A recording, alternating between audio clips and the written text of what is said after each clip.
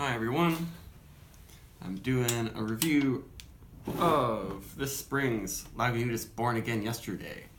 This is, I think, the third year that they've done the Born Again Yesterday, so they're trying to somehow recreate the fresh hop flavor of their Born Yesterday when there aren't fresh hops available. And it doesn't say the hop varieties on here. They don't really advertise that with these ones.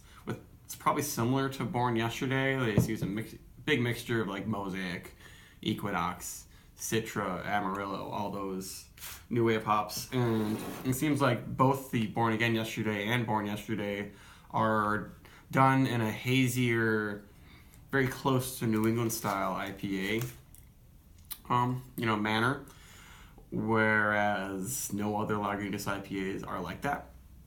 And this was bottled on April 9th, so that's about 3.5 weeks ago. Still pretty fresh, but it just got into the area like this week. And this is my first review in actual warm weather in Boston. We had like a heat wave. It's been like 80, 90 degrees for 3 days, so there's condensation and stuff happening. And none of my friends have had this yet. I've seen some reviews on Untappd that say it's pretty darn good. Ooh, poured a little hard there.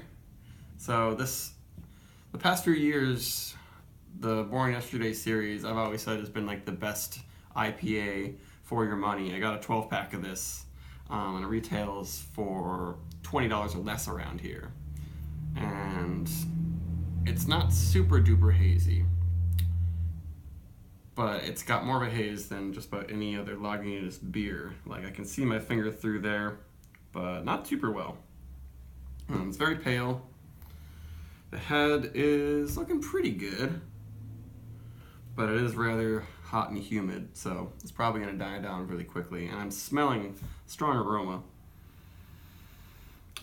Oh yeah, that is nice. It comes out with a burst of like citrusy bubble gum. Not exactly in the manner of like Belgian yeast, but they do have a pretty fruity yeast profile at Lagunitas. But it's like cotton candy bubblegum, I guess. Yeah, with a lot of times with these hazier IPAs, my first sniff is just very candy-like. And it smells like peaches and pineapples, very ripe ones, almost like canned peaches and syrup. And lots of really sugary tropical fruits in general. But really peachy and pineapple-y. And it smells like it's going to be pretty sweet. There isn't much of any green character.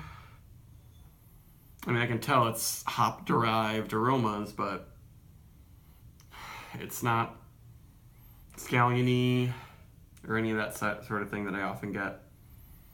Nor piney at all. Really big on the very, very ripe tropical fruit and candy spectrum.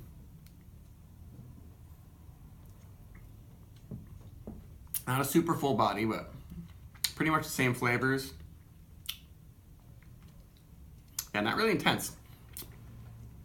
It's not too sweet, not too bitter.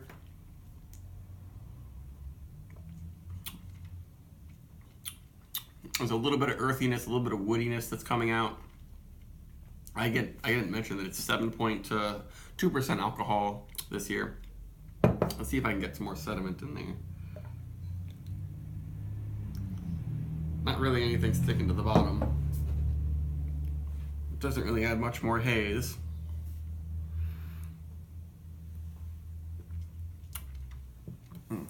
That's good, but the finish is pretty quick and easy. It's a lot like some of the other Lagunitas, like single IPAs. They're pretty easy to down, like regular Lagunitas IPAs. One of them milder, fruitier, sweeter ones of the West Coast style. And this is definitely between the Lagunitas, their standard flagship IPA, and your New England style, hazier, juicier ones. I guess this is probably almost kind of close to Sip of Sunshine. I like this more than Sip of Sunshine. Sip of Sunshine's a little bit darker, a little bit earthier. It doesn't have quite the bright fruity quality that this one has, and that it's really good. I think I may have liked some of the past years' releases a little bit more.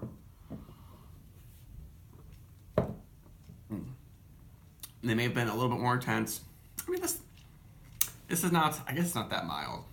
It hits you with some good hot flavor on the tongue, but now it fades, and I just have a very light, kind of spritzy tropical fruit flavor and lightly earthy bitterness happening.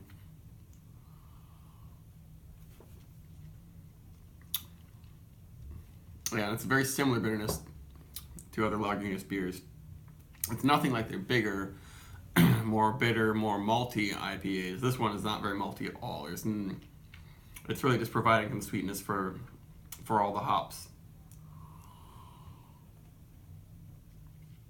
But yeah, I guess it's mild for something that's 7.2% alcohol. I don't notice the booze, heat. It's really easy to swallow down. There's no throat burn really at all. I'm now noticing a teeny bit of heat maybe in my throat, but I'm not getting boozy flavors.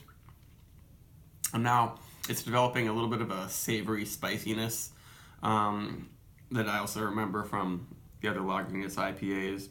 It doesn't finish with a really intense, lingering, juicy quality, but it does have quite a bit of sweet candy-ish fruit juice stuff happening up front.